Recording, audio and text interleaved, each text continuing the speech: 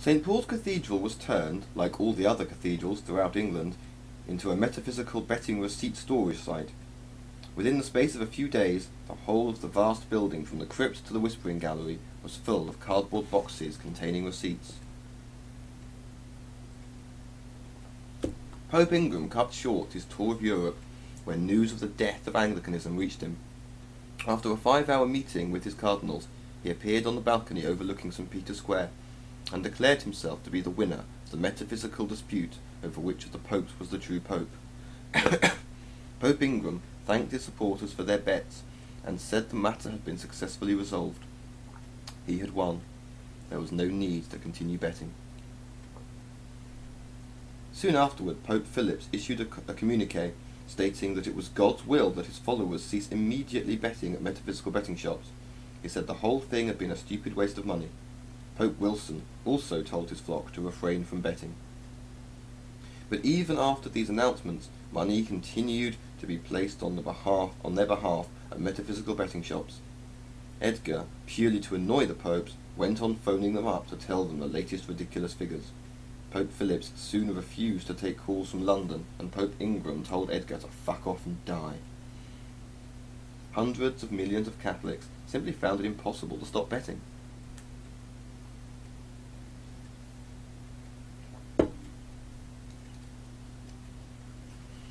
On the 12th of August 2026, the first of Edgar's massive digging machines was finished.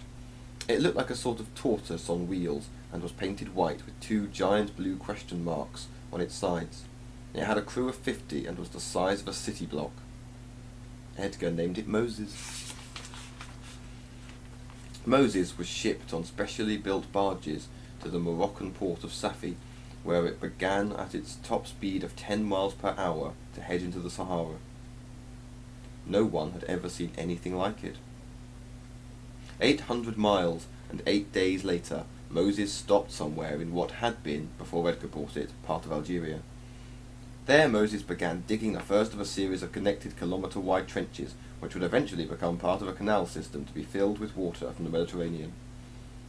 30 Scepticism Inc. helicopters from specially built bases outside the town of Ain Salah flew in Moses' supply of fuel every day. Disapproval of metaphysical betting grew and grew.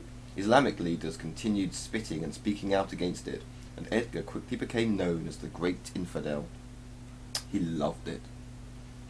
In the Regent's Park Mosque, devout Muslims kept pricking their feet on the pins of the thousands of discarded "I've put my money where my metaphysics are" badges that littered the floor. In Mecca, Edgar's staff were asked to leave. The same thing happened to the betting shop next to Muhammad's tomb in Medina.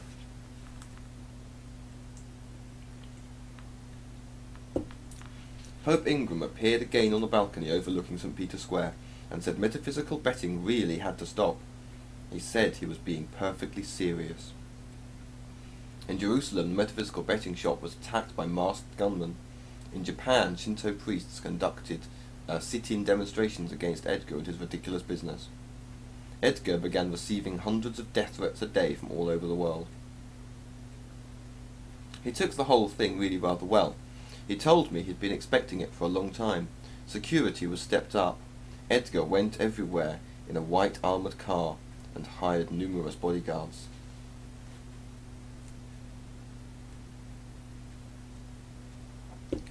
By the 14th of August, another 17 religions no longer existed thanks to Scepticism Inc. So many religions were going to the wall, in fact, the BBC had a special part of the 6 o'clock news devoted solely to the subject. Every night on Who Knows TV, Edgar would say a few words about the religions that had that day ceased to exist. He would say that they had gone somewhere better. Then he would implore his audience to bet on their metaphysical convictions, and they did in vast numbers. Every time a religion was declared bankrupt on the news, Sophia Alderson would fall out of her wheelbarrow in shock. "I can't believe this is happening," she would say to the Virgin Mother. They agreed that Scepticism Inc. had to be stopped. Every single religion on the planet quickly found itself in financial difficulty. Funds just dried up. The supermarket within the walls of the Vatican was shut. The leaders of the Eastern Orthodox Church were said to be living off lentil soup, and Ayatollah Khorassini's diet consisted mainly of figs. Christians in China were eating peanuts again. It was around this time that Edgar announced that he was turning a former Church of England theological college in Kent into Who Knows College, where he intended to train future employees of Scepticism Inc. in the business of metaphysical bet-taking. By the end of the year, more than 40 people had received agnosticism diplomas from the 180-acre facility, including me.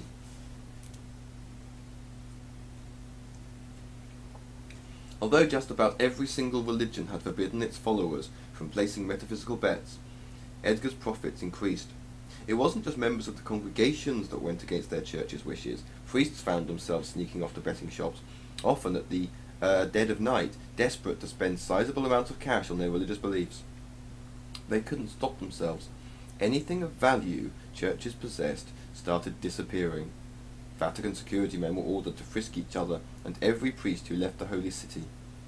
Hundreds were caught trying to smuggle out statues, gold plates, jewels, film equipment, and just about anything else of value.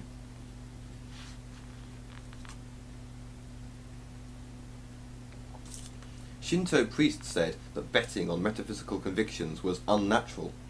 Sikhs said it was an offence. A spokesman for the Ethiopian Orthodox Church said betting on one's religious beliefs was obscene.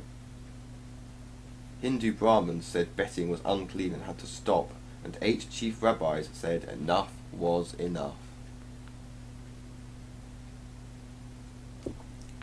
A series of emergency ecumenical meetings were held to discuss the deepening crisis. These meetings denounced metaphysical betting in the strongest possible terms. Those present at such meetings prayed like Billy-O that betting would die out. They said governments had to do something. Pope Philip published an encyclical denouncing all metaphysical bets as insults to the glory of God. Any Catholic who bet was to be excommunicated at once. Even after Pope Philip had published his encyclical, the amount of money Edgar received from nuts on the Pope's behalf continued to grow. Things were out of control. On the orders of Pope Ingram, Pope dogs were doubled in price. One night, shots were fired at Skeptic Tower from a speeding car. No one was hurt. 2 nights after that, in what looked like a well-organised operation, 33 metaphysical betting shops were set alight across the American Bible Belt. Several Christian militia organisations claimed responsibility. Scepticism Inc. staff, in addition to their white swimsuits and furry pink question marks that bobbed to and fro on their heads, were issued with bulletproof jackets. "The show must go on," Edgar said.